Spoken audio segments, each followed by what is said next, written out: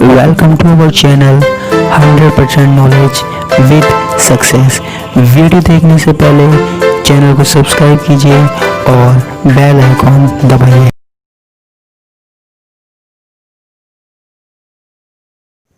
नमस्कार दोस्तों, स्वागत है आपका बीएससी थर्ड ईयर की केमिस्ट्री की क्लासेस में। हमारे पास मेटल लिगेंड बॉन्डिंग में इलेक्ट्रॉन स्पेक्ट्रा की बात चल रही थी, ठीक है, जिसमें हमारे पास कुछ टॉपिक हो चुके थे।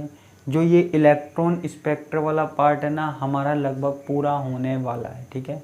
और जहाँ से मैंने ये स्टार्ट किया था इलेक्ट्रॉन स्पेक्ट्रा वाला, और जहाँ ख़त्म होगा, यानी कि ये इस सैटरडे को ख़त्म हो जाएगा, ठीक है, वहाँ तक आपको अपने सिलेबस में से एक क्वेश्चन एग्ज़ाम में 101% मिलेगा, ठीक है। यूनिट थर्ड में एक क्वेश्चन 101% मिलेगा, चाहे फिर वो स्टूडेंट बीएससी का हो या बीएससी बीएड का हो। सिलेबस में कोई डिफरेंस नहीं है, दोनों का सिलेबस सेम है, ठीक है। डिफरेंस सिर्फ इतना सा है, जो बीएससी वालों का पेपर है वो 50 नंबर का आता है और बीएससी बीएड वालों का 33 नंबर का आता है। क्वेश्चन वही आते हैं, हर यूनिट में से 2 क्वेश्चन आते हैं और एक अटेम्प्ट करना होता है। यही पैटर्न चला आ रहा है हमारे, और ये यही नहीं है, इंडिया की लगभग ज़्यादातर यूनिवर्सिटियों में यही पैटर्न चलता है।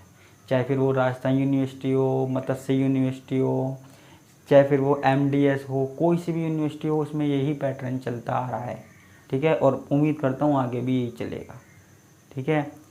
तो इसलिए घबराने वाली बात नहीं है। आज का एक टॉपिक स्टार्ट करते हैं। आज का जो टॉपिक है वह है TiH2O6 3+ संकुल में इलेक्ट्रॉनिक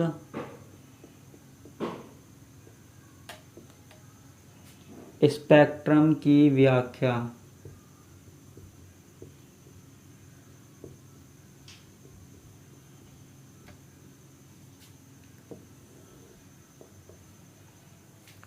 ठीक है, देखो यहाँ पे केंद्रीय धातु परमाणु क्या है, टाइटेनियम है। केंद्रीय धातु परमाणु क्या है, टाइटेनियम है, ठीक है। अब देखो यहाँ पे टाइटेनियम किस में है, टाइटेनियम की ऑक्सीकरण अवस्था क्या है, +3 है, +3 है।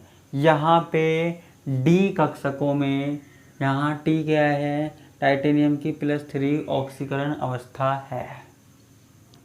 ध्यान से सुनते जाना, हमको इसकी व्याख्या करनी है, तो व्याख्या कैसे होगी वो ध्यान से देखना। बिल्कुल सिंपल सी बात है।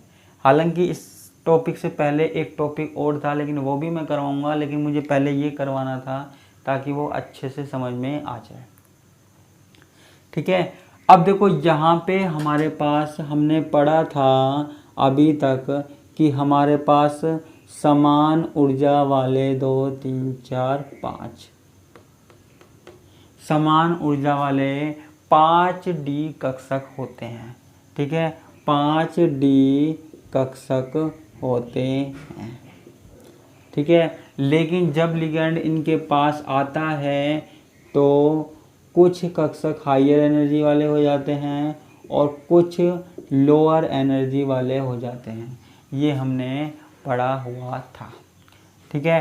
टाइटेनियम की +3 ऑक्सीकरण अवस्था है। +3 ऑक्सीकरण का अवस्था का मतलब है जितने इलेक्ट्रॉन उसके बाह्यतम कोश में हैं उनको बाहर निकाल दीजिए, उनको बाहर निकाल दीजिए।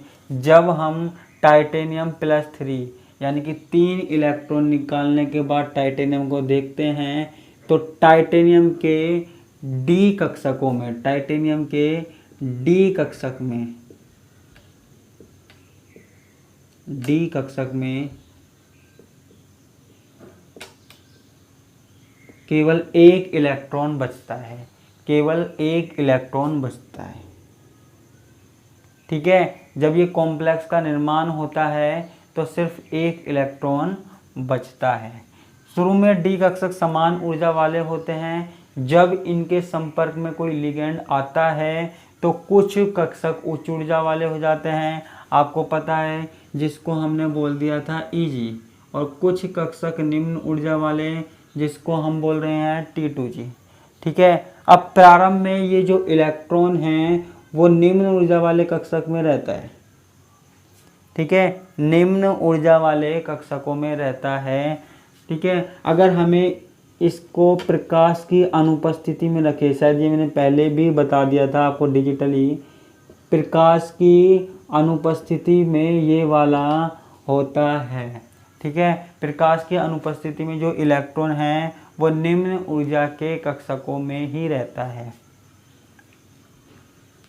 लेकिन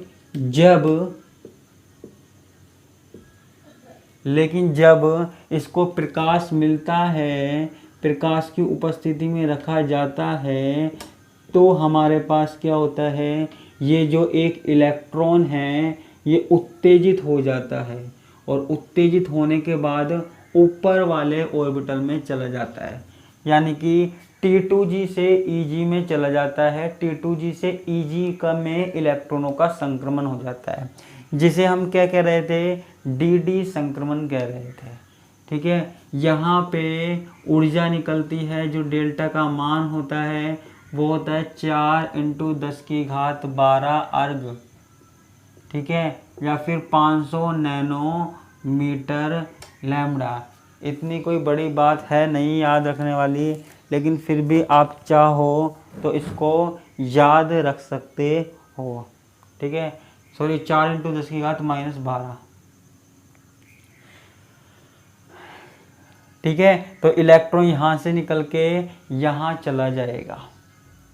अब जब इलेक्ट्रॉन यहाँ से निकलकर यहाँ जाता है तो बीच में क्या करता है, बीच में दृश्य प्रकाश से, यूवी से और पराबैंगनी से, जब यहाँ से यहाँ जाता है तो यूवी से या फिर विजिबल से, यूवी और विजिबल से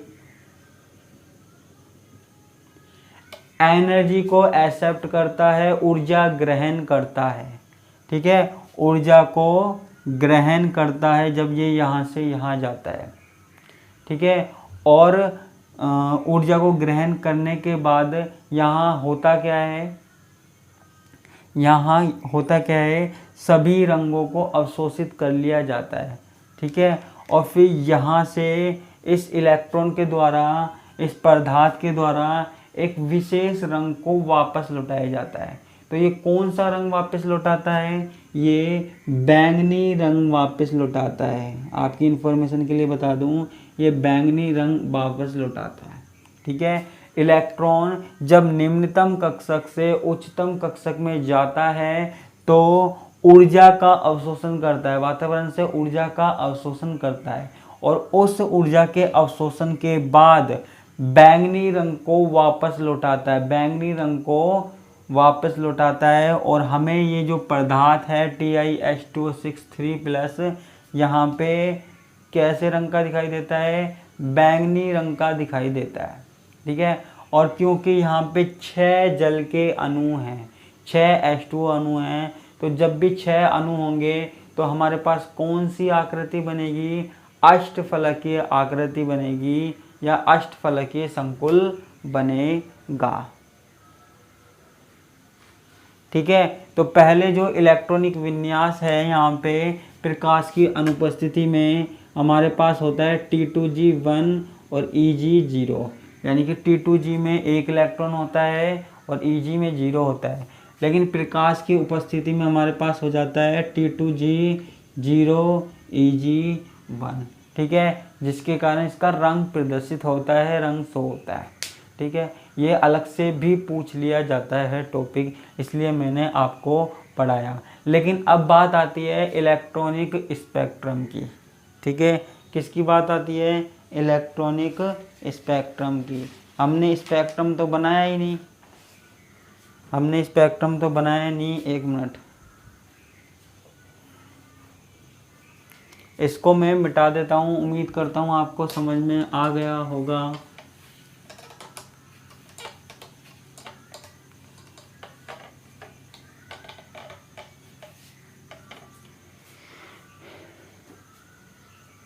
ठीक है। इसका हम स्पेक्ट्रम बनाते हैं। स्पेक्ट्रम हमारे पास देखो, हमको ज़्यादा मेहनत करने की ज़रूरत है नहीं। तो अगर हम इसका स्पेक्ट्रम बनाया जाए तो इसका जो स्पेक्ट्रम है यहाँ पे हम क्या ले लेते हैं,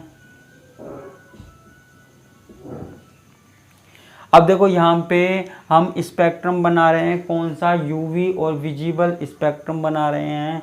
तो हम यहाँ पे करते क्या हैं, यहाँ पे कुछ इस तरीके से इसका स्पेक्ट्रम होता है।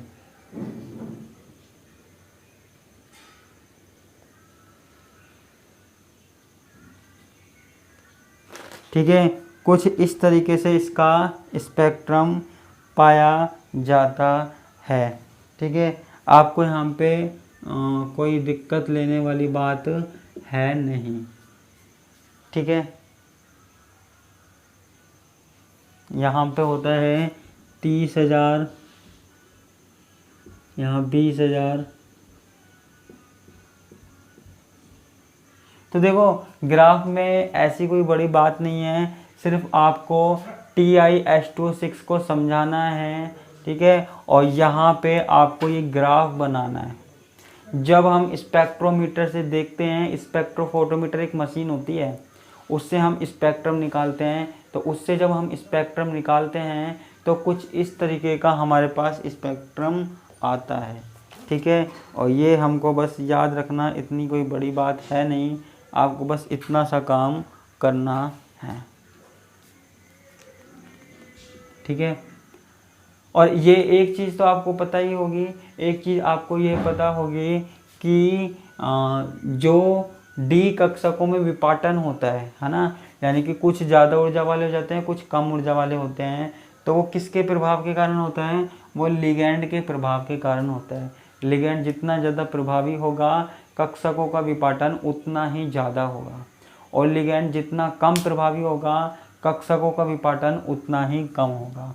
ये बात आपको पता होनी चाहिए। ठीक है, तो ये हमारे पास क्या हो गया, TiS26 3+ हो गया। अब आगे की बात देखते हैं हम।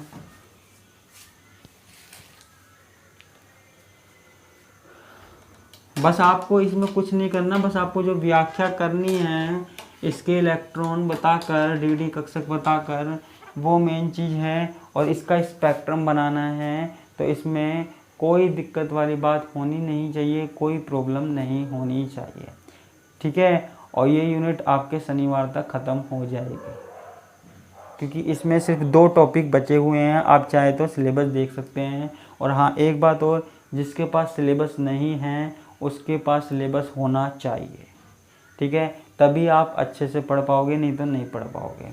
तो आप एक काम करना, जिसके पास सिलेबस है अच्छी बात है, जिसके पास नहीं है वो या तो डाउनलोड कर लेना नेट पे से, या फिर जिसको सिलेबस चाहिए वो कमेंट बॉक्स में लिख देना।